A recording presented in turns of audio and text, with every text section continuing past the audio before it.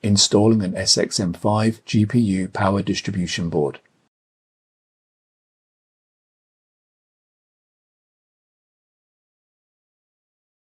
Align the SXM5 GPU power distribution board with the guide slots in the two standoffs on the power distribution board, and then place the SXM5 GPU power distribution board on the power supply cage.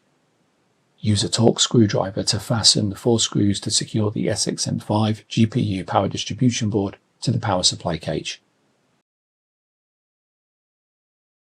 Connect the sideband cable to the SXM5 GPU power distribution board. If applicable, connect the CX7 carrier board power cable.